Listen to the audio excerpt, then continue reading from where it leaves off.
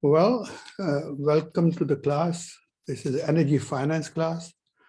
If we were teaching on campus, this class is generally held on Thursdays, has been doing it for the last 20, maybe more, 25 years. But this time it's on online. So you can view this, my lecture, because it'll be posted on Thursdays throughout the semester. And you can there'll be attachment with it, so you can view it on those days. And John, the TA, will be giving you all kinds of interesting instructions, and everything should be clear. Okay. So today I just want to give you an overview of what to expect in this course. That's all.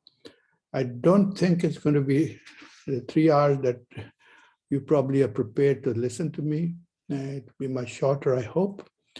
So one thing to clear is, unlike the rest of the university scheduling of courses and timing, which is supposed to be for the first 2 weeks and in person, I believe, and after that, no, first 2 weeks is online, and then it gets in person. That we know so far today. It could change tomorrow, but my course, this one that you're attending now with me, is going to be online the entire semester. So I'll be lecturing to you and sending you my lectures, which you can view on Thursdays or whenever you want to. For you, the flexibility that you have the option to view it on Thursday or after Thursday, anytime, day or night, okay? And normally, as I said, you used to be from 4 to 7 p.m. on Thursdays when I was teaching on campus for so many years. But I'm basically repeating. They will be posted by John. He's the one responsible for posting them. And by Thursdays, they should be available for you to view, okay? So that is just to get you started on what to expect. I now wish you well and welcome you to the class. I hope, I pray that you all are safe and your families are safe from this dreadful coronavirus. God only knows when we'll get rid of it, but under the circumstances, that's the best we can do, is to do online teaching, and we have to adjust to that and other things in life also, okay? It is not a healthy situation to be teaching online for the students or the professor, but given the circumstances, that's the best we can do. This is the 3rd year I'm teaching online. Last year was full semester online, and the year before when it all started, I think we taught the first few weeks in person on campus, and then we came back around spring break and started online. So I'm used to it. I've done it before, and thankfully, God knows, I'm so happy that the evaluations that came of the students who were listening to me online were quite favorable. And I was very pleased and in fact touched by them, okay? I hope you all enjoy this course just as much I enjoy teaching it. And teaching is a mission for me in life. It's not a job. I don't think anybody should be a teacher. I don't say a professor. There's a big difference between a teacher and a professor. Big difference. And that is, to me, it's a mission. It's a calling. I look at it as my good fortune that I have the opportunity to teach. I'm not looking at it as a job. I'm looking at it as an opportunity God has given me, that I share the little knowledge I have with the young men and young women that you are, so you do well in life. Nothing will please me more than to find out sometime in life when you write to me, I hope you will, and you succeed. And they say, Dr. Malik, well, 10 years have passed. If you're still alive, we want to say your knowledge, this, or the little knowledge, I don't brag, I have much knowledge, the little knowledge that you shared with us has helped. A teacher looks at that as the biggest, best compliment he can have, okay? Having said that as an introduction, I'm just looking at some of the things I jotted down today, so I do not miss them in the introductory class. That is this class now I'm teaching. So I might be looking down sometime to see if I'm teaching it, I'm not missing anything. As I said, For myself, let me give you a little bit about myself, and then we'll talk about the course itself, the overview of this course. I've been in and around, and you wouldn't believe it, for more than on the campus, for more than 50 years. That's more than half a century. I don't think there are any of the faculty that you see in our department was anywhere there when I was here, first as a student and subsequently as a teacher or a professor, if you want to call me. I prefer to be called a teacher rather than a professor. To me, that is the highest honor I expect somebody to call me, okay? Besides my our parents, that's the highest respect I give to my teacher, okay? From whom I get something, is knowledge. Isn't that wonderful, okay? So that's the type of person I am. In these 50 years or thereabouts, I've done a few other things. For example, I was a banker, an energy banker to be specific, for Barclays Bank, which is the largest English bank. I was the vice president in the Houston area dealing with energy projects. And I worked in the utility business for a little while. But for the last more than 3 decades or more, I believe, I've been here teaching young men and young women like yourself, okay? And the reason I say about my intermittent experience about utility and banking is that what I learned there, I can share that with you and keep this course practical. I want to only focus on, and the time is short, only something that I think will benefit you and you can use it. That's what I mean by practical. You can use it, okay? And why this course? What happened? How did it come about? Why did I start teaching it? I'm the only one who has been teaching this for, God knows, 25 years or more. There's a reason for it, and I want to share the reason why I chose to teach this, introduce this in our department. It's not the typical course you take in PGE, or petroleum engineering, as you know. A lot of equations and formulae, and all very nice, and you learn a lot of technical things. Well, in this case, you're not going to come across any formula or technical things as you think technical things are. This gives you an opportunity to move into yet another area of knowledge besides technology or technical thoughts.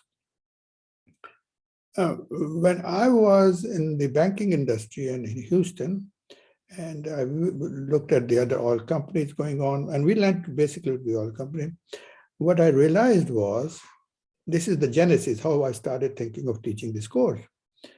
I realized that while we graduate wonderful, great petroleum engineering students, when they graduate, and they do wonderful things, one thing I thought after being in the real world of oil and gas, energy as a whole, what I realized was that the one aspect in the background is missing, is the expression of the business side of oil and gas, which is vital, is extremely critical, particularly if you want to go up the ranks in the company. That increases in importance, the business aspect. And so I said, well, I'll introduce this course just to give you a feeling, an introduction to what to expect in the finance area, okay? And then this was like, well, give and take a few years, maybe 25 years back. And this has been taught every spring since then, and very well attended, by the way, by the students. And then after a few more years, after that's about maybe 20 years, 18 to 20 years, I thought of another course, which I thought would be very useful, particularly for engineering, for petroleum engineers. And that is listed, and I've got a fairly large class, given the circumstances these days of enrollment in that class, and that's been taught for 20 plus years. That is called International Petroleum Concessions and Agreements. Basically, how do governments around the globe and oil companies, come to certain kind of contracts or agreements, how to function, what to do, what are the responsibilities, and how agreements are negotiated, and all that goes around petroleum agreements globally. That's a global perspective, okay? And so that's another course which technically is supposed to be taught on Friday, but online, that's another matter, okay? So I used to teach it, and it'll be taught tomorrow in the sense of being Friday, from 3 to 6. This one, finance, I used to teach is still from 4 to 7. That's a Friday course from 3 to 6 p.m. Okay, and both these courses, the Energy Finance and the International Petroleum Agreements course, they're listed 3 ways.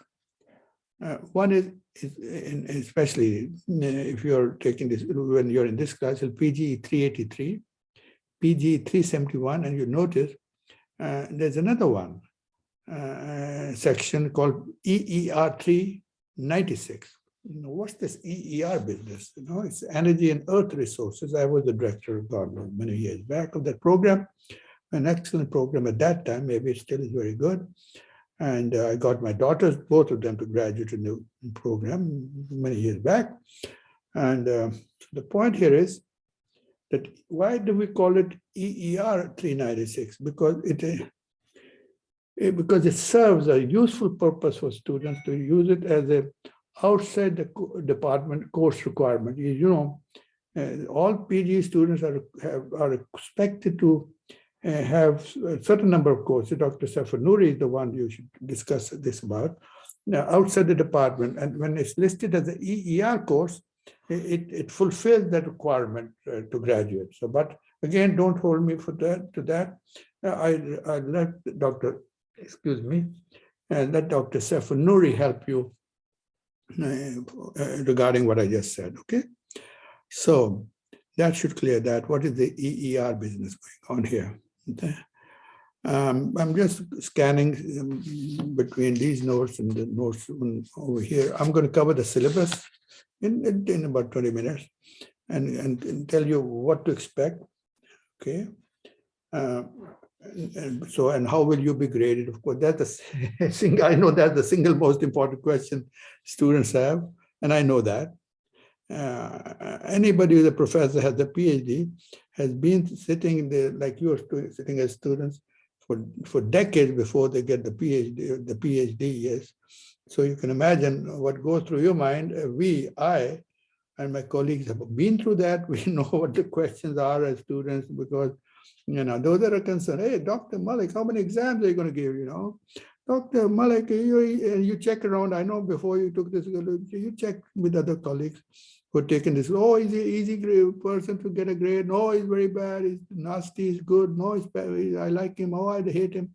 So I know I've been through this whole story about checking on the professor, as you have the latitude, the flexibility, graduate students to sometimes to pick and choose courses, okay? Make sure you get Dr. Safanuri clear on all the courses. Okay? At the end of the day, he's the one who's going to sign your degree, right? And he and I go back, I don't know, I would say maybe 40 years. Well, he was a child, I would say, jokingly, that when I met him, but he's still to me a child, but he's a good guy. I'm very fond of him and I like him. I'll tell you why. Whenever I make a statement, I have to give the reason why. And this is the reason why I like him. Fun, he's been a graduate advisor for so many years, a very difficult job, and he's willing to accept it. He's a unique teacher that he really, not everybody in every department is like that. He really, really takes interest in the students. I wish all of us did. That's a sign of a great professor. I've never been a student, but that's what I like about him, that he really, he feels for the students, he can relate to the students. That's Dr. Safanuri, okay? I just think he's a great guy, and as a person and also as an advisor to you folks who are graduate students or undergraduate. If you're undergrad, you'll be getting into his courses he teaches, or get to listen to his advice, okay? Let me just say, I'm going haphazard now, okay? Not with a strict agenda. Normally my courses are kind of structured, but first day I'm just random, giving you what is coming to my mind. And that is, okay, let me start here. Everybody I know, including myself, has a phobia. No, say, well, we have I know we have foreign students. I'm a foreigner at one time, but 51 years back I came here. So I don't know where I'm a foreigner or not. I've lived in Austin, Texas, when you can say it was a small village 51 years back, or more than that, you know. So I don't know what I call man of the world. I don't know, because half the time, or maybe more than that, I'm traveling around the world. That's true. Teaching this and other courses. In this, I've taught this energy finance and agreements, of course, another two. Hundreds of times all over the globe to young engineers and old engineers and geologists and senators and congressmen and ministers and all the technical people, non-technical people. And this is for going on 30 years. You know, I would be like a shuttle, you know, going around from one continent to another, and priced by, and then you have to worry about your two children, your family. Then in that case, I said, well, I'll just take them along in the summer because they go to college in the rest of the year, and I did. So anyway, let me get back to what I wanted to say about phobia, okay? Fear. The reason I use fear and phobia both is because, with all respect to foreign students, that when I started, I was a foreign student at that time, that I would see if I can to help those whose mother tongue is not English. So sometimes I'll use, will substitute words, knowing that, oh, this word may not be quite clear to that student sitting there. So let me see if I can help that student, because I know this is where you can't interact with the students in person, you know, it's a one-way thing. So I have to already think like the student might have this question. Let me answer it, because he can call me up and ask me the question, you know, when it's time to ask questions. Not now, not now. There's a time when I'll tell you when you can call or send me an email and all that stuff to ask questions. Like the word phobia. I said, well, not everybody understands it. So I use the word fear. Now, most people understand that. So that tells you the extra effort that I'm making to not only add knowledge into a new area that you're not familiar with. I'm adding new words sometimes so that you have no difficulty comprehending, understanding what I'm saying, okay? Why do I have to say phobia or fear? I said, everybody, I do. What happens is, I'll give you my own example. My phobia, my fear. I don't like blood. Do you think I'll make a good surgeon? Terrible surgeon, because I have a phobia about blood, seeing blood. What would I'll open the stomach of the patient, cut it open. When I see the blood, I'm going to run out of the operation room as fast as I can. The poor patient is going to walk out with an open stomach, not a very good sight. Don't hire me as your surgeon, please. I'm telling you, I would run away. After I see the blood coming out of the incision, or incision meaning the cut. Okay, so I've given you another word as a substitute. And so why I have to talk about this the very first day? To put you at ease. Ease meaning to put you at a comfort level. Again, I'm using two words, ease or comfort level. Okay. Fear or phobia. You can see I'm trying. Why do you need to be at a comfort level with finance? Because most technical people, and there's nothing wrong with it. I told you I've got a phobia. So everybody has a phobia. Most they look at this finance as something mysterious. So so what happens? When somebody says, hey, John, you're an engineer, let me tell you about, or a geologist too, let me tell you something about finance. What happens? If he has a phobia, you know, the shutter drops. He shut his brain to learning anything but finance, because suddenly he says, oh, that is not my area. Don't bother me, please. No, that is my objective to this semester. To remove, take away, again, remove or take away, two words, saying the same thing, that fear of finance. He said, well, that's it? Yes. How can you be afraid of it? So my desire is that you feel very comfortable with the subject. Okay? There's nothing difficult about it. You say, I don't have any background. You don't need any background. I guarantee what you need is a presence of mind. That's what you need. You know, a little bit of intelligence, I would say. Not a whole lot is necessary. and common sense, and you got it. When during the semester, you can send me an email, you can phone, and all that stuff, email, phone, and different ways to contact me. But last times, several, during the entire semesters of teaching this, and there would be maybe 3 or 4 questions throughout the entire semester.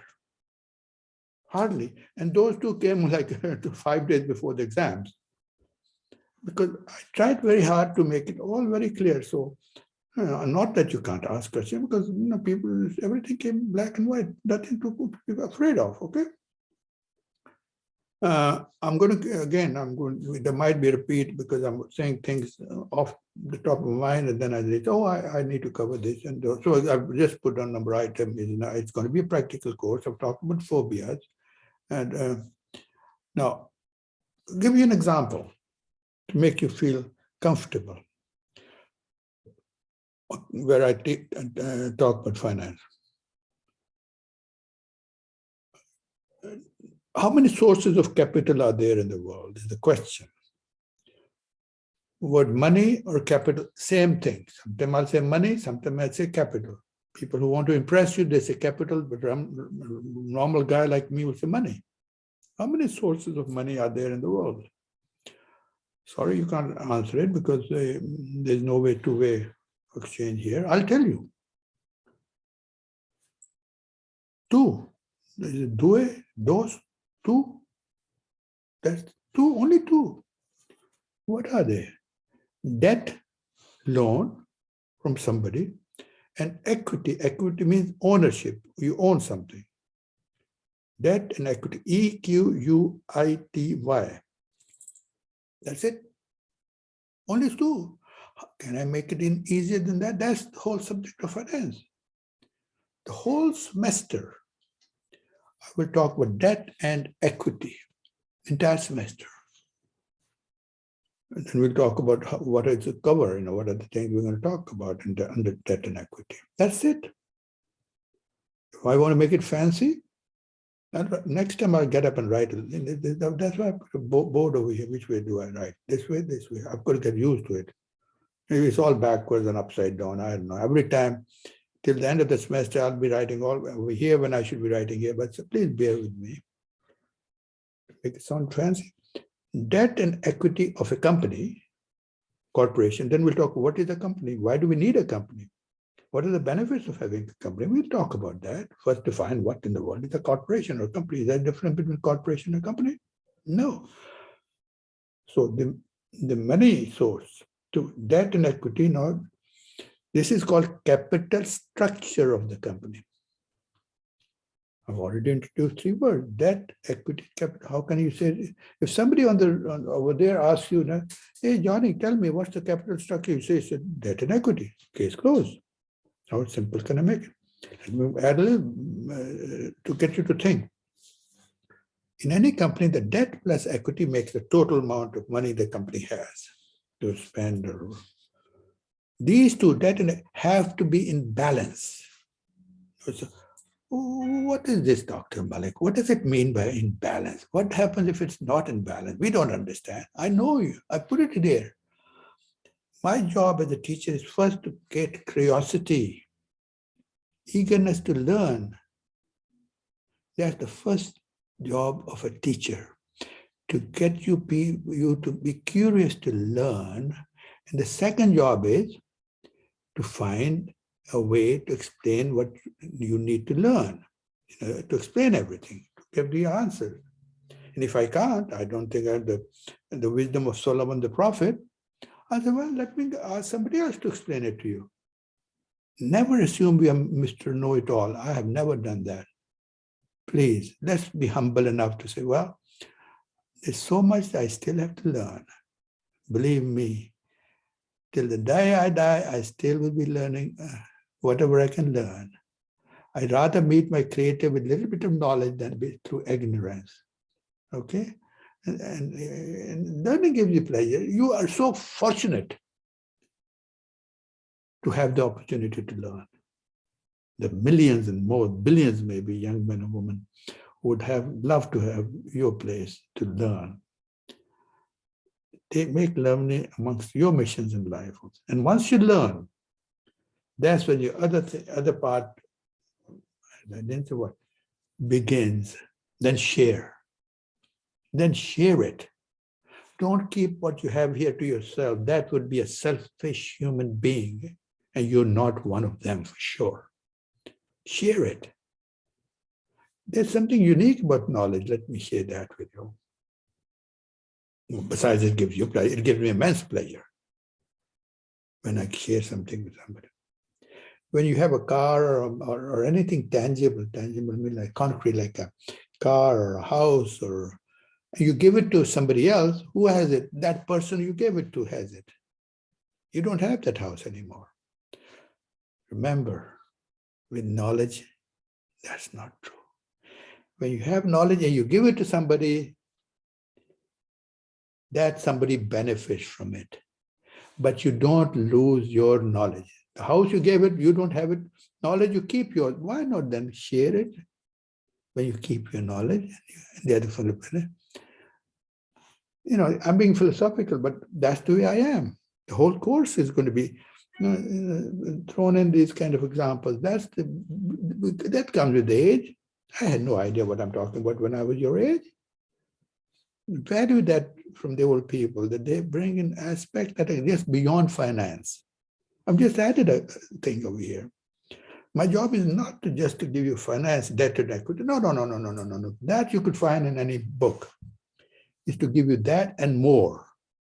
May not be related to finance. So what? If I think that is useful, what I think is useful for my daughters, I have 2 daughters, I think that's useful for you also. So I treat you like a family. Remember that. Because you'll begin to realize this professor is a strange guy, man. I've never heard these guys before. I know. I don't know if strange is good or bad. I wouldn't have said that. Strange can be good or strange can be bad. That's your decision, not mine.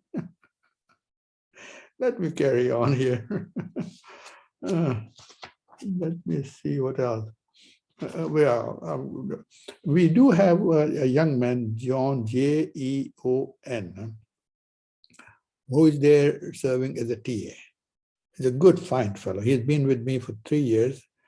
And superb, right? He's very clear what he says. I like him.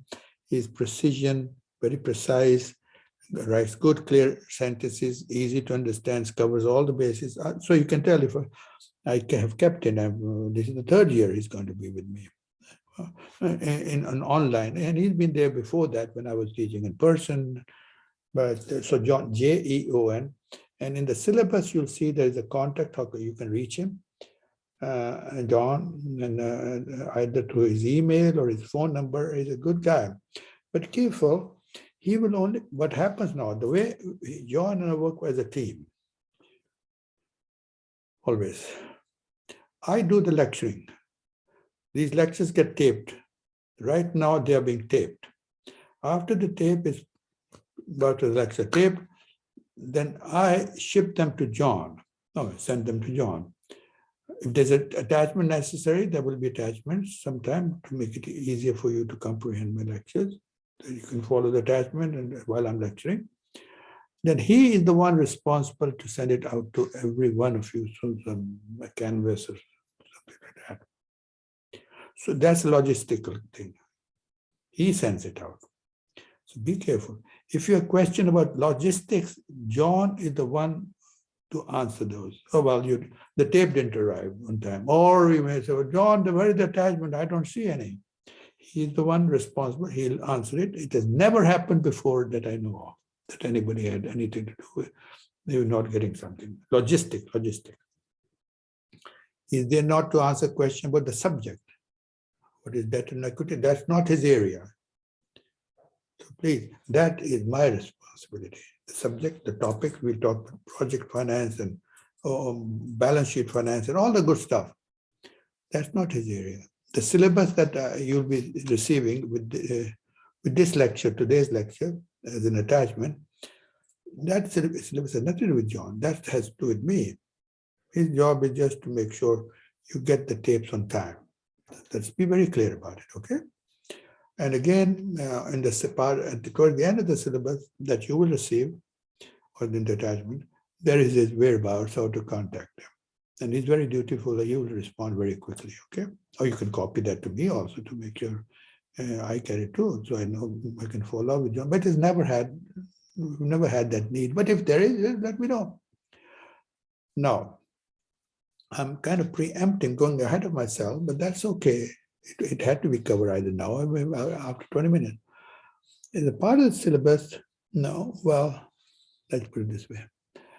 There is no single textbook that I could ask you to go by,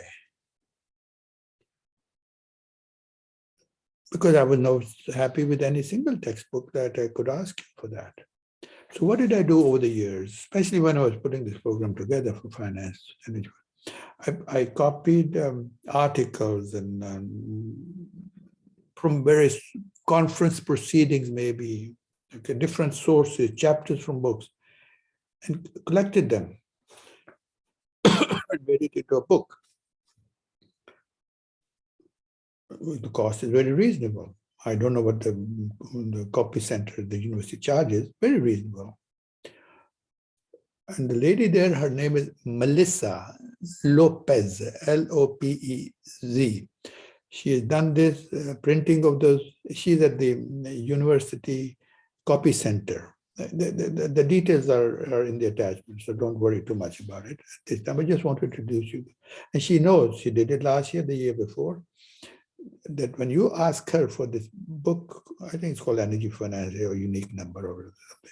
It's very clear. She knows that. She's done it for God knows how many years.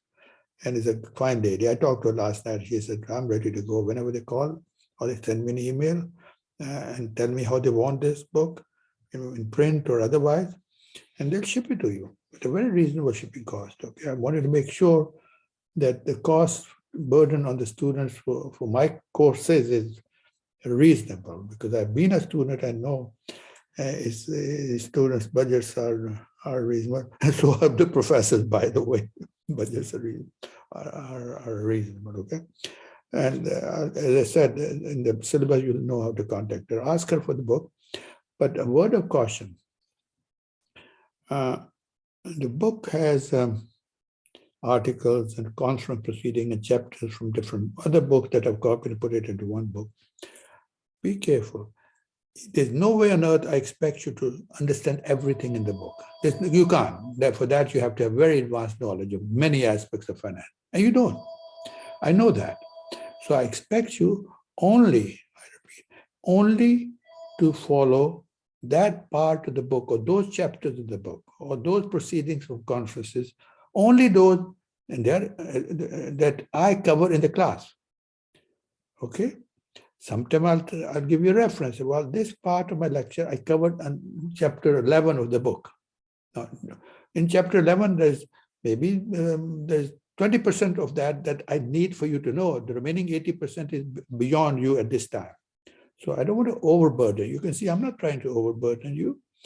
And I never ask questions in the exam that I've not covered in the class. I don't think I have the right to ask you a question. I don't say, hey, go read chapter 11, and then I ask you a question. No, I don't do that. I don't believe in it.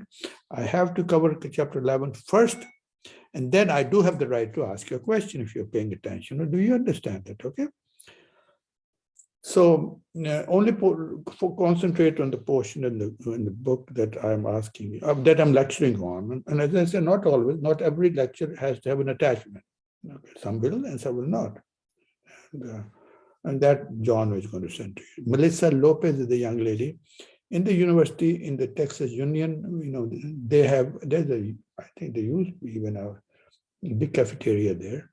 That she's familiar. The moment she gets your email, she'll know what to do with it. Okay, but do contact her. And that physically they're located, as I said, in the copy center in the union itself. If you want to go by and pick up the book from there, that's okay. You'll save yourself the shipping cost, which is very reasonable. Okay. Well, here we go. Office hours. When I was on campus, meaning when it was not online, I would say my office hours are on Fridays only, from 1 p.m. to 3 p.m. I made it a point to be there. Same thing applies here. If you call 1 p.m. to 3 p.m., I will try my very best, unless something important or serious comes about, to be not far from my phone. So I can pick up the phone, and if I'm not, leave a message in your telephone number, and maybe something with a question, or you don't have to leave. Say, Dr. Malik, I'm in that class.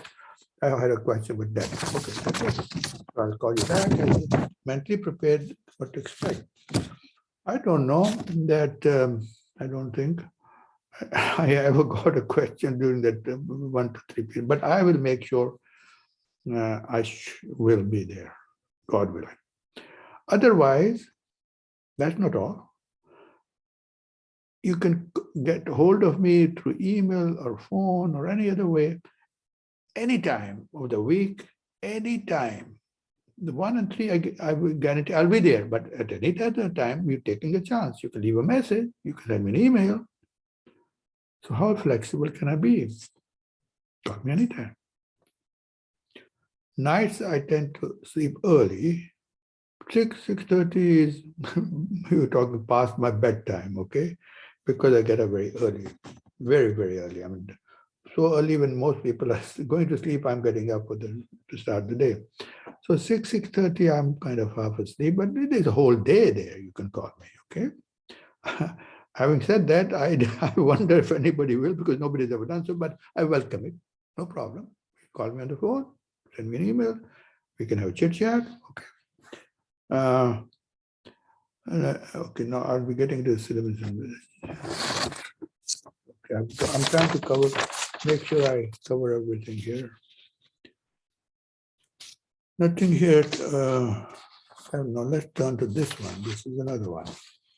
Most of this one, this was the one I covered. This one while I was up in the middle of the night, I was jotting these points. This I've used before for the previous online course of energy finance algebra, but most of this you don't see it. Don't worry about reading it. I've already covered. Okay, this will not go out as an attachment. This is just something that I'm just flashing to show you that why I'm going to the second handout. There's not a handout. It's not going out. Okay, I'm just making sure I'm covering the base. Okay, so don't worry if you don't get this. You will get the syllabus as a handout. This is a syllabus. Okay, and we're going to cover that also. I said, well, don't worry if you don't have an energy finance background. The course is very different from what you're used to. There will be no question. Well, okay. I've already talked about debt and equity. To go up, yeah. When we say the class is once a week, 3 to 6 p.m., that's 3 hours. No, it's really 2.5 hours, not 3 hours. But the list is 3 hours. You know why? What's the difference? How do we get the 2.5 hours? Simply, as you know, when you say Monday, Wednesday, Friday class 1 hour, and the 1 hour is really 50 minutes. The remaining 10 minutes are going from one classroom to the other, right? Now the point here is that the 3 classes, Monday, Wednesday, Friday, would add up to 150 hours of teaching time. That's 2.5 hours, not 3 hours, 2.5. The same way, my lectures or this class and the next class I teach will be a 2.5 hour class. Sometime I'll keep going 2 hours. Sometime I'll say, well, I'm exhausted, and let's take a break for 10 minutes, come back and finish the day's lecture. Okay. And you may need a break too as well, but you have the luxury of taking a break anytime you want to, and then starting again when you come back. I don't have that luxury, okay? But anyway, that's up to me now. Well, we talked about grade. Because of online teaching, I have had to change the grade system, like how to grade. Previously, and I only give one example. Previously, before online, the grade consisted of two parts, two things added up to the 100%. One was the exam itself, which was 75%. The second part was a term paper, a research paper, which was like 25%. I think in the department, I can safely say that I was the one who started that paper business or communication, written communication. Why? Because I realized, I hate to say I, because I'd been in the industry. See, I've been there and seen it, that to go up in the company in life, even in life, the skill to communicate, communication skills are vital, paramount, super important, 3 words. Regrettably, sadly, what I can say is engineers don't have that. Okay. Not all, most don't. Oh yeah, lawyers do. They have verbal communication skills, amazing. Engineers are very good informer, but writing a long story on term paper is not their strong point. But yet we need that. There are 2 ways to communicate. There are many, but let's leave it simple. Either written or verbal. I'm talking verbal now. Talking to you is verbal. So I said, when I came back to teach at the university, when I was 80s or 90s, 80s, I think, 1990s, I realized that our engineers, petroleum, mechanical, chemical, doesn't matter. At least I can play a role making them write a paper. At least once in their life, they will have the opportunity to convey their thoughts in written form. Before that, I don't think any teacher had that approach. Now I think some of them do. I don't know, because I don't attend the classes. In order to do a term paper, I would have some samples in my office to share with the students. Say, well, if you've never written a term paper, you don't know what the heck it is, then here it is an example. Here's got 3 examples, all got A's in my class. Have a look at it. But I would put a condition on the term paper. I said, take your topic, discuss it with me, make it a bit relevant to the topic of the course. And now you're on your own. Give you 3 weeks, 3 months, or 2.5 months to finish it and submit it. But the condition is that I do not want you to go to the internet, put the important word thing there, and you get all the references from the internet. That's not the intent. That you can do in half a day. That's not what I want. Because I realized that the wealth of knowledge, the real wealth of knowledge, resides in the libraries around the world. And we in the University of Texas has one of the finest library systems in the whole world. Every department, including geology, if there are geology students, I don't know if they're there. PG students, they know we have a library on the 3rd floor. I wonder how many of you knew that or how many of you visited that library. Similarly, all over campus, every department has a library. Then the college has a library. It's called College of Engineering. That means mechanical, chemical, environment, all these engineering departments come under the Dean of Engineering. And the college itself, with all collectively, these departments have a library under the Dean, directly in the college. Very big. We have a library over there too, in what is the Cockrell School of Engineering. But then there are those mega libraries of PCL, Perry Castaneda libraries. There is Peter Sloan Library, which I used to call undergraduate library near the Texas Union, where you have the copy center. And these are big lab and the law library. So why am I giving you this long story about library? Because I realized Students go to the campus, to the university system, some for 4 years to the undergraduates, or another 2 years if they're going to graduate as a master's, a total of 6 years maybe. And some of them may have never heard of these libraries or let alone have visited them. Yet the knowledge resides there. How much can you put over here? It's all in the books over there. But they don't know how to consult the library because they've never been there. They don't know what it consists of, what to find there and how to find it. So that's why I said, as a condition to the term paper, I want you to not have more than 3 or maybe 5 references from the internet. That you can do in 20 minutes. I want you to physically walk to these libraries and look for books physically there so that you know where is the Parikasthanada library, where is the business school library, where is the Platoon of Engineering, so that you become familiar, comfortable with the libraries. Now, regrettably, can't do that. This term paper then was, with the effort of the library system usage, at 25%. Now I can't do it because you can't go to the library. It's all online, this business about walking to the campus and all that there. And so I have had to change the grading system, because my intent was for them to physically see what the libraries produce and provide. So I said, no, we can't do it. I love to.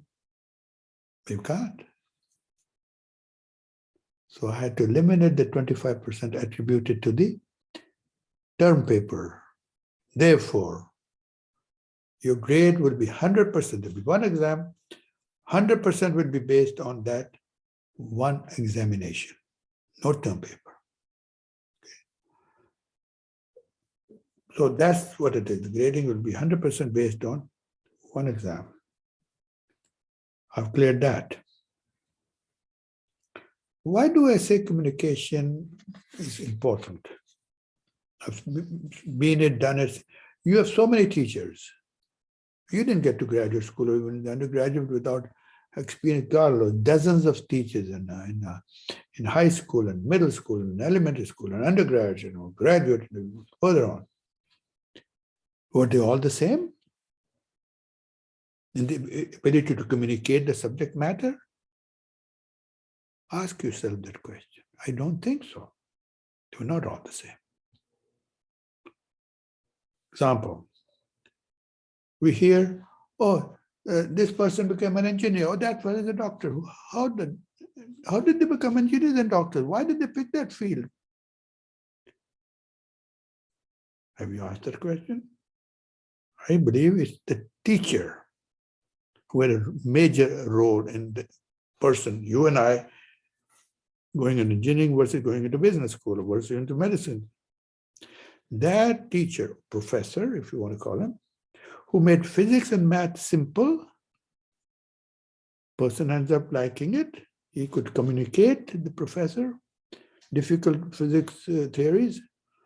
The young man took liking to it and became an engineer. Person who went to school and maybe high school, a teacher there made the hygiene, the physiology or the anatomy of human structure being interesting. And maybe that was the reason the fellow became a doctor, because that teacher made it so interesting. He said, I want to learn more about it. I'm not implying in every case, but many times I've realized that. Therefore, I felt the ability to communicate is so important, particularly for a teacher. He or she influences your decisions and what you become later in life. I'm not saying this is it. This is a major factor in that. That's how I became what I am. Okay, having said that, let's see what else do I have for you guys. I've talked about the grading. I've talked about when you can call me. I've talked about the libraries. I'm almost getting to the end here.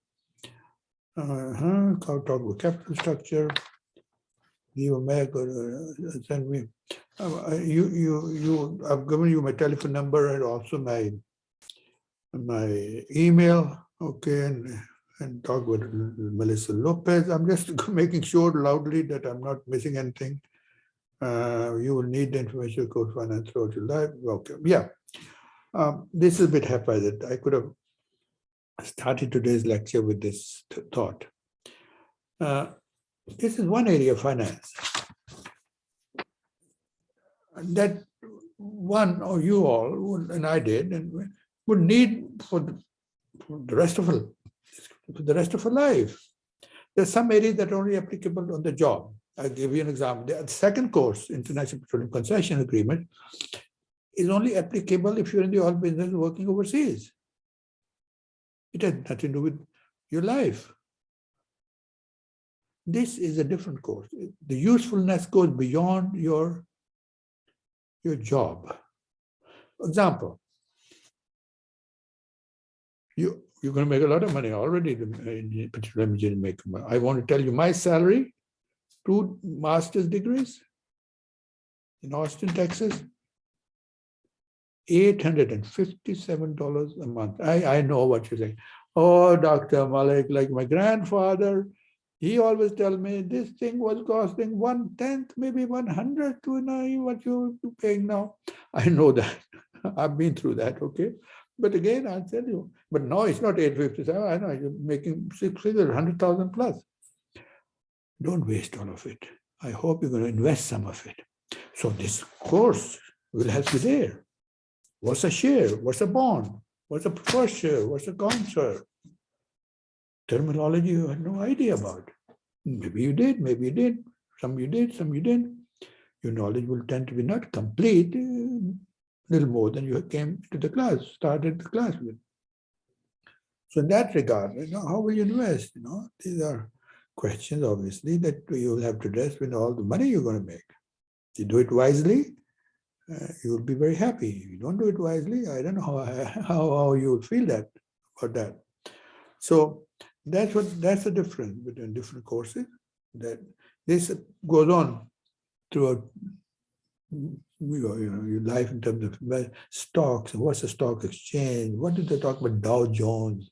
As an example, this is just a small sampling of what you're going to get. And I'm going to give you a list of other things that you'll get if you sit through patiently in my class, okay?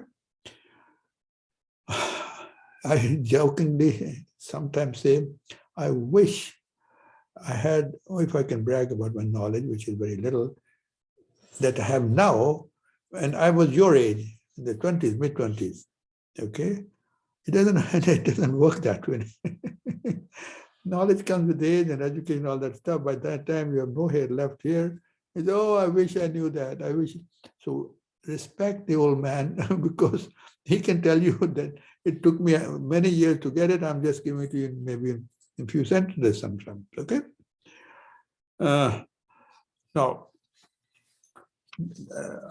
generally speaking, it may not follow that timetable.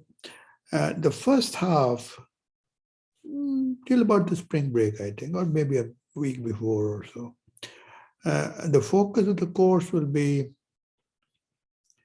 on giving you the sources of capital. Now, you can have all the best projects in the world. You can have the best technical project, and the geology looks good, the economics look good, and everything looks good. But can you undertake that project? No, you can't. What is missing? Capital or money. That's where I come in and spend good part, maybe half of my semester, talking about capital. Where is the money coming from to get your project going? I'm not saying technically is not important. They all are important. These are like 4 legs or 6 legs or 20, whatever number of legs you want that support a table or a building or the foundation. And so the technology is going to be, geologically it has to look good, and economics have to look good, and finance has to look good. All the things are vital. They all have to balance off, okay?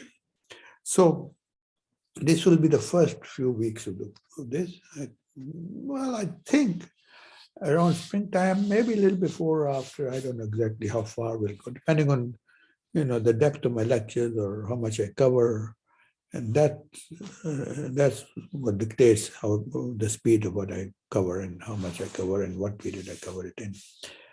And after I finish the sources of debt and equity, then the course will be more practical in the sense of issues and subjects that I think you begin to enjoy. Example, oil price. There's a whole semester, a whole lecture of 2.5 hours on oil price. What to expect? Why can't we forecast? We can't. Nobody I've met in my life who has any idea about forecasting oil price, including myself. I put my name right at the top. And I was paid to forecast the price of oil, not only oil and gas and nuclear, the U308, yellow cake, and coal. And I said, I have not met a human being who has any clue. No, question is, this is a very bold statement. How can you say that, Dr. Malik? Come on now. I'm saying I'm in that category. I have no clue. Yet I was paid. That was my salary. No, you tell us what the price is going to be. Did I make you better did. I made my mistake because I didn't know anybody who could do better. So you can see, these are the type of subjects that will be discussed towards the back side of the program, second half of the course. Mergers and acquisitions, very important.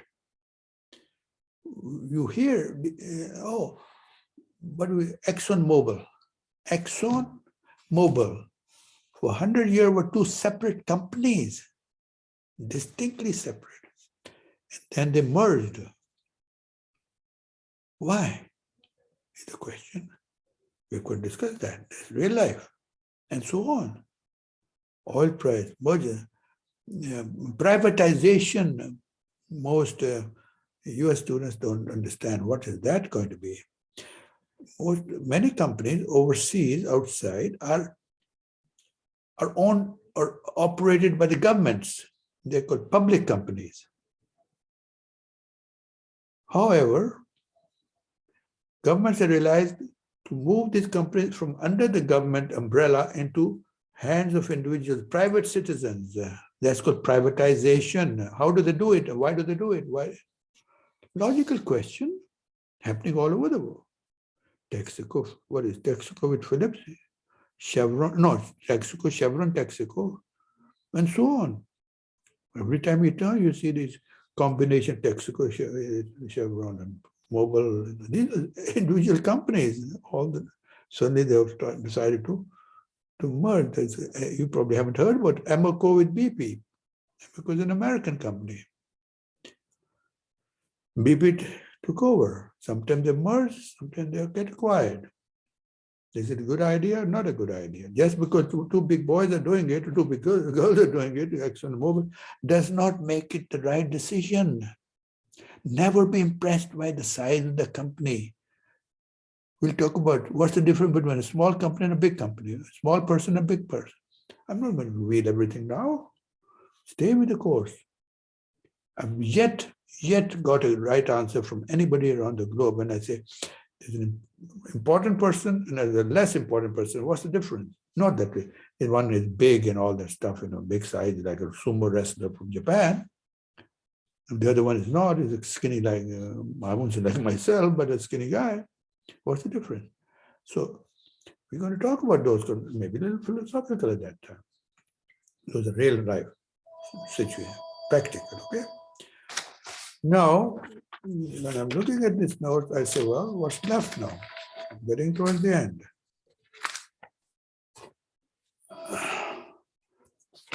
What is now? Syllabus. And this will come out as the previous thing will not, nothing so far is going out as an attachment. This is, you'll see this. So have this in front of you as I talk to you about it, the syllabus. Some of the things I've already talked about so far. And what is missing, I will cover it, okay? Energy finance, what does it say? You'll be provided the understanding of basic fundamentals of finance as applied to the petroleum industry. Well, that makes sense. There's hardly any difference between finance, whether it's building a building or you're lending money to Exxon.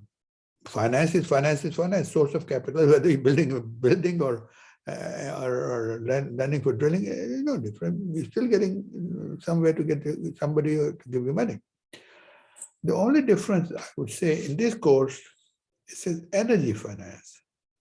So you say, well, what's here? What's whether it's a building or a company or doesn't matter. What I'm saying is, whenever possible, to make it energy finance, I will use examples in my lectures dealing with oil and gas, not mergers and acquisitions of some railroads or electric utilities or gas utilities or shipping companies. The example will be Exxon and Mobil. Focus on the oil industry. So that makes it a oil and gas finance or energy finance, okay? If you go down the list, I'm not going to cover all 3-4 pages of this, so don't worry about it. About from the top, 1, 2, 3, 4, the little bold that is organizational structure corporation. You can look it up. And they skip a little bit, it says incorporating a new oil companies. Then it says further down a little bit, a little bit down, joint ventures, partnerships. Incorporating it. The question is, these are the things we're going to talk about. What is it by incorporating a new company? Why do we need a company? It's the first question. What in the world is a company? Why do we need it? Is it good or bad idea? And then if you think it's a good idea, how do we start one? I'll go through the procedure. I say, well, this is all what you can do. This is the benefit of having the companies have shares. Is there only one kind of share? No. One is called common, the other one is called preferred. What's the difference? We'll talk about that. How can you buy and sell shares of a public company? No, so I said public loudly. No, well, because there is a private company and a public company. What's the difference? We'll talk about that. What is the Securities and Exchange Commission? All these come under the heading of corporation. Primarily, we have to start by saying, why do we need one? How do you start a private company? How do you start a public company? Two totally different approaches, methods. Okay, so we're going to talk about all that. The word private and public are used differently in the United States versus outside the United States. When I say to a friend of mine, sitting wherever in Indonesia, that Pertamina, which is an Indonesian national company, he'll say that's a public company. But if Exxon is a private company, it's not the size. So what we call private, public is very different from what they call public, okay? And I'll explain the difference. I'm just putting some ideas in your mind. It's part of the lecture. I can't miss it. It's part of what I plan to cover. I'm going to cover this course syllabus. Then you keep hearing about joint ventures. Is a corporation a joint venture? What in the dickens is a joint venture? There's another thing called partnerships.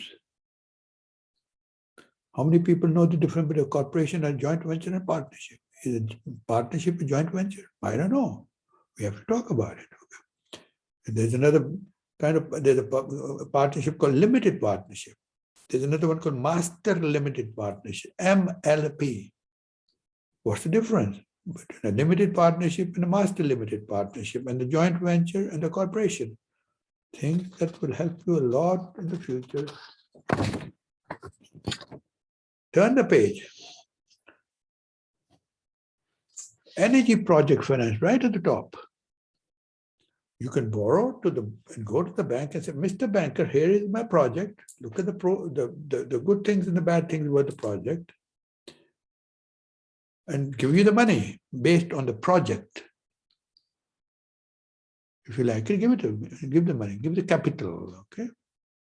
If you like it, say, sure. What do bankers look for in project before they say, yeah, we'll give you the money? That's one kind of financing. The focus being analysis of the project itself. There's another kind where you take the balance sheet and income statement. How much income is the company getting this year? Balance sheet. How much, what does the balance sheet look like of the company? The importance is not on the project, it is on the project, but primarily it's on the project / the balance sheet of the company. Corporate financial performance is the. In the second case, the focus is the project finance, project itself.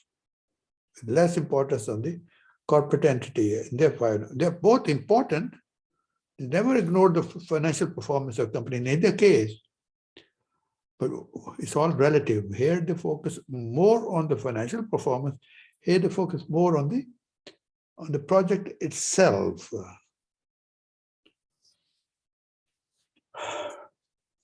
I did mention to you the two sources of capital: equity and debt. The first page, when they talk, it says organization structure, corporate all come.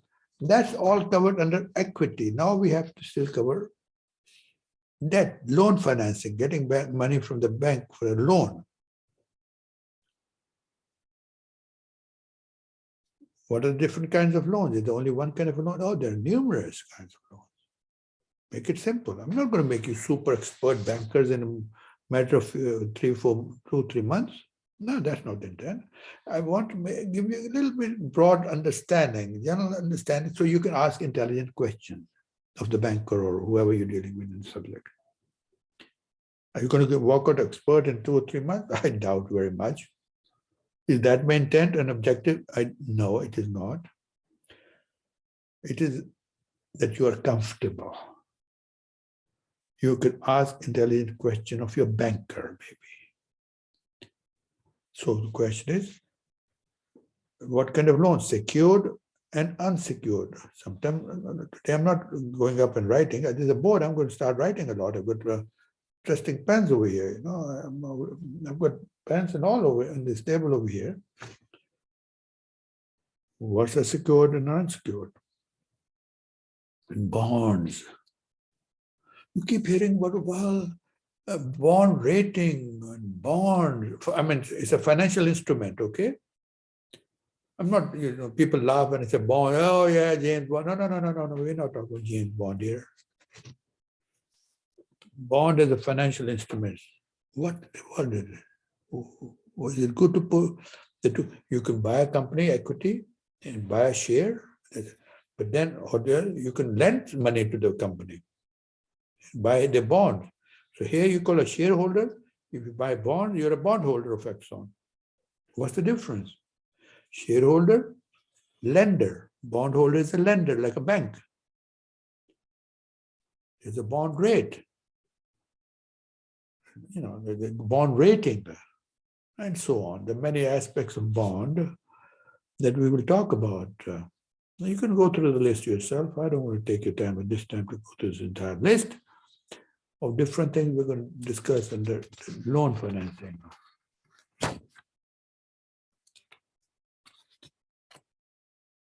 Let's turn to the page. It's spoken just with it's a little darker title. The developments in oil and gas industry financing. What are the developments? What's coming in the pike? What's new? We know, you and your technical people, you go to laboratories and coming up with new ideas how to produce oil and drill and all that good stuff. Constant research. That's what some of the research assistants do. Work with the professors, write thesis, write dissertation. The same thing is with finance.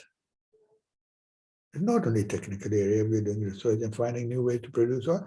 In finance also, there are new ways to finance companies. right? It's creative financing. What is that? We're going to oil price linked financing instruments. Read it, it's there. What does that mean? We're going to talk about that. Okay. And then go down the list. It says financing of acquisitions and mergers in the petroleum industry. Well, it's privatization. I've already addressed that. Let's turn the page.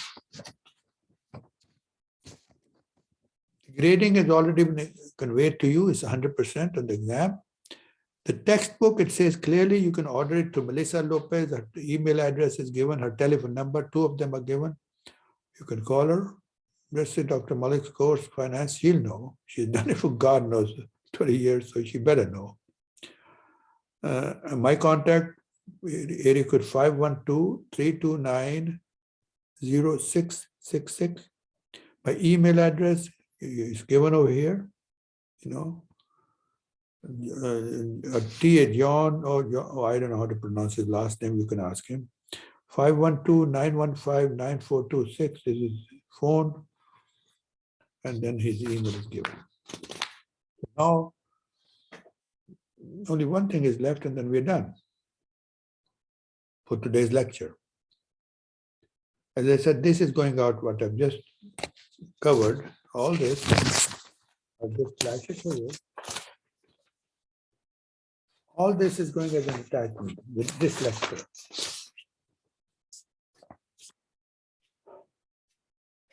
So I've covered the syllabus.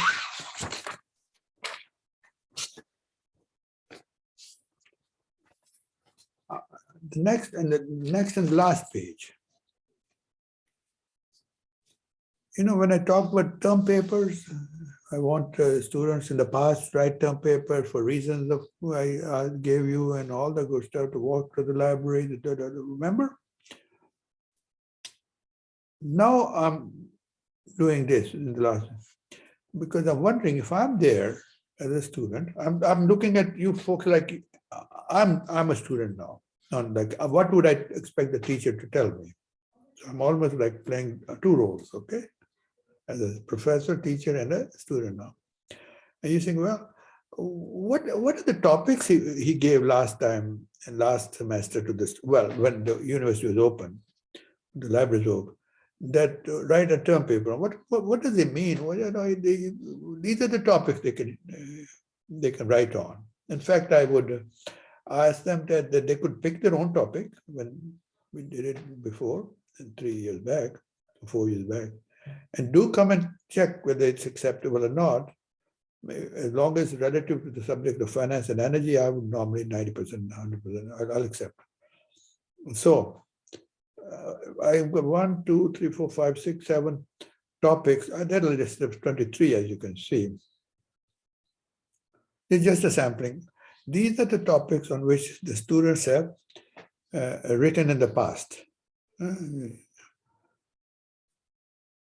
Let me go to the list to give you just an idea of what the topic what are the topics that the students have written on in the past.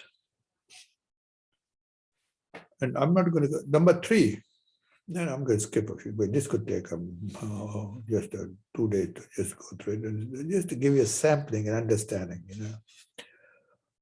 Item number 3 is examples of term paper topic at the top. Number 3 is financing an LNG versus a gas pipeline project. I hope you know what is an LNG. We move gas from here to here, here to here. There are only 2 ways to move it. Either liquefy it, put it on a ship across the ocean, take it from Australia to Japan, from Qatar to North Korea, Indonesia to where are you going to go? To China. All these are producers and the users. And those, you know, liquefied, put it in containers. Now you probably have spherical, you might have seen ships with spherical containers. They're LNG tankers. And move it across the ocean. Or You get the pipeline through the, no, you move the gas through a pipeline.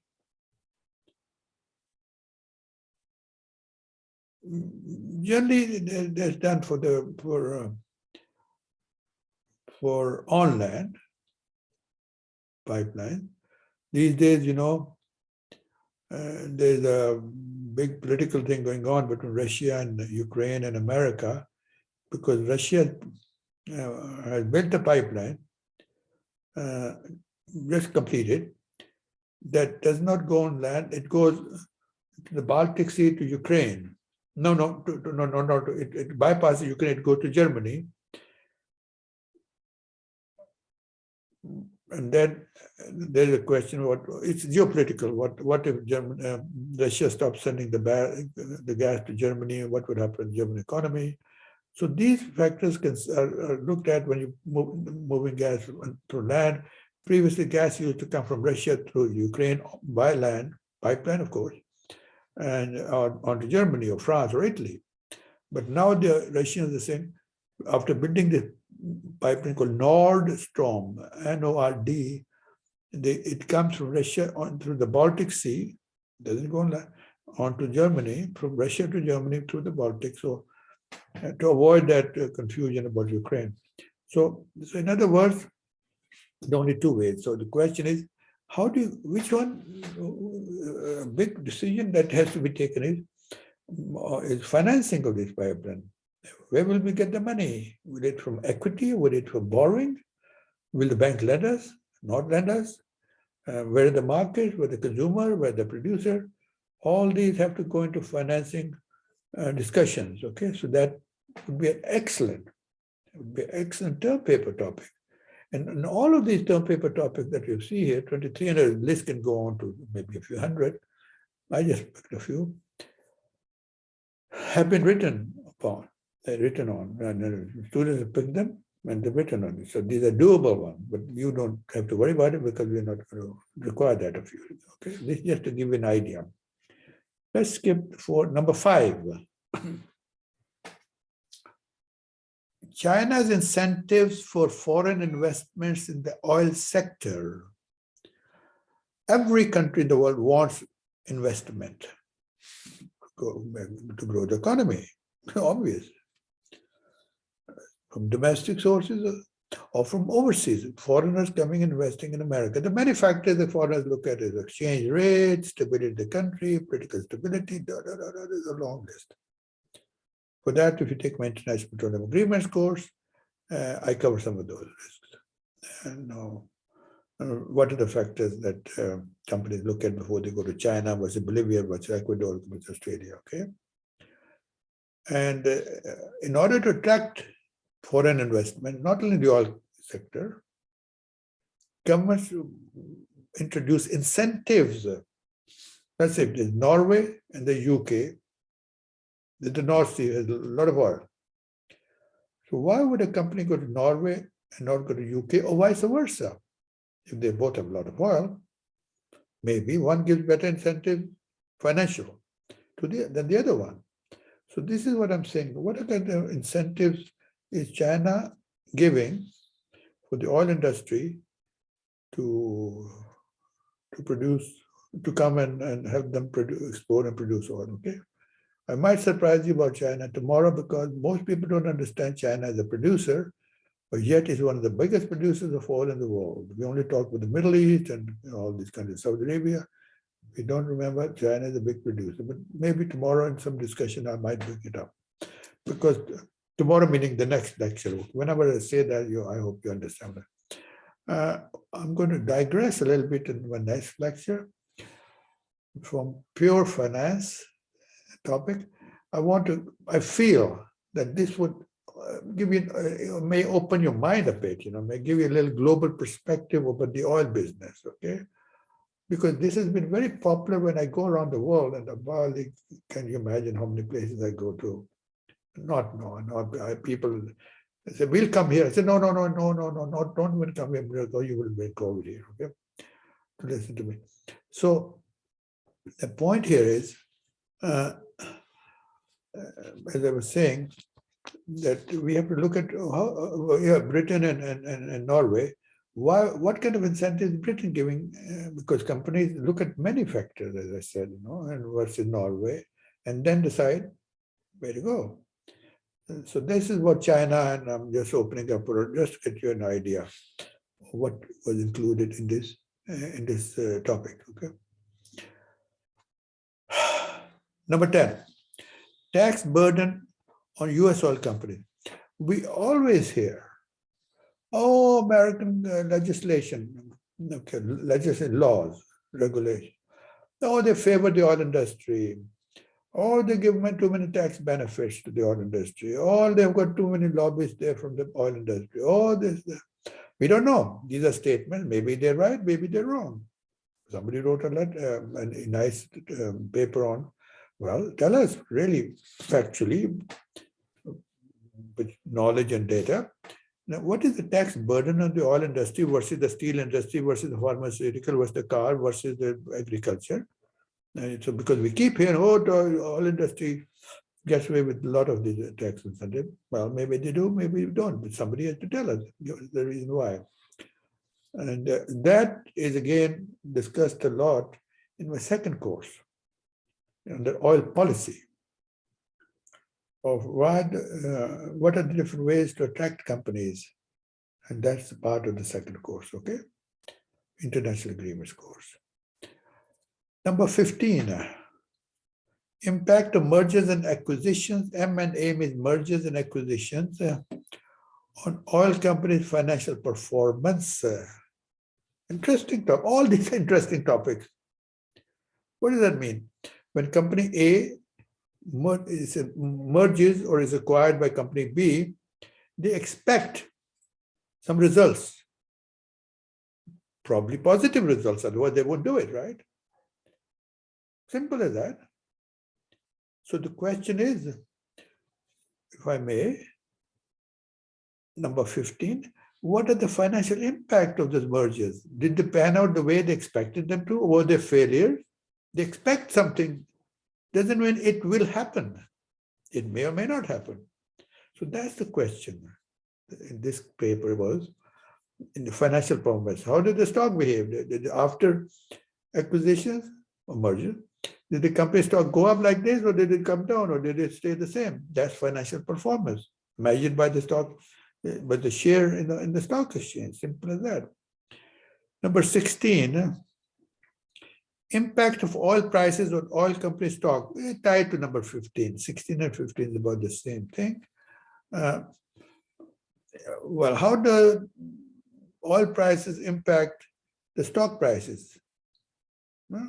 Is it directly related? The moment the oil price goes up, the stock of oil companies go up? I don't know.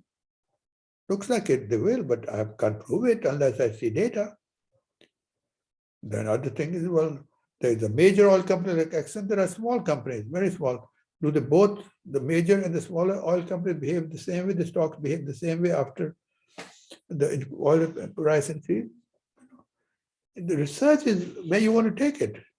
There's no cutoff point in research. One thing can lead to another thing. That's why you call it research. Research means you're still looking. Search or research, still looking. If you have all the answer, you wouldn't do research, would you? Okay, as graduate students, you know that. Number 18, comparing the banking regulations in Europe versus United States. Very interesting. We have banks, they're regulated. The banks in Europe, they're regulated. The regulations here in America, are they the same as banking regulations in Europe? In the course I'll say, I'll prove, no, they're not. Which way are they not? I'll talk about that. So I'm just getting you to think, globally also. But it's going to be a very unusual and interesting course, I hope. I hope to make it as interesting as possible. Otherwise, I can lose my audience, and you are the audience. Okay. Remember, it's my mission. It's not like I'm doing a very hard labor here. What else than to be find things that are exciting and interesting for myself, sharing, and you learning. Number 21, financial planning of major oil companies. Okay. what can one say in financial planning of major oil companies? Obvious. And so is number 23, alliances of international industry. Well, 21 means, how the oil companies, how the financial plans, there are all kinds of plans they have, financial plans, one, okay. How do they conduct the geological investigations and the technical side of it, investigations? So all this come under the heading of planning. And strategic alliances in the oil industry. You can define it any way you want to. At one time, there were alliances happening, less now. We call them strategic. I don't know what the word strategic alliance. It looks nice and pompous, looks important, strategic alliances between oil companies, and international and national oil companies. Came together. In some cases, they were alliances because the national oil companies had a lot of oil, very little technology. They learned along the way from the internationals, and vice versa. The international looking for oil resources they can develop, and joining hands with the national oil companies, forming an alliance.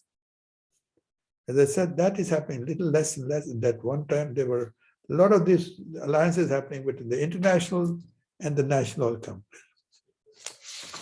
Enough said, I think. I better stop now before, if you're not already asleep, you go to sleep, okay? So let me end. I wish you the very best. John will be sending this to you, I hope, soon. But you have to watch it. I don't know when will he send it, but this will be available to you on the first lecture, which is whatever date it is. January something. I don't want to give you a date because I might mislead you. So this is the first lecture of the semester on energy finance. Okay. Enjoy yourself. Be good and stay out of trouble. And be safe. Okay. Let me see how we end it here. Thank you very much for listening.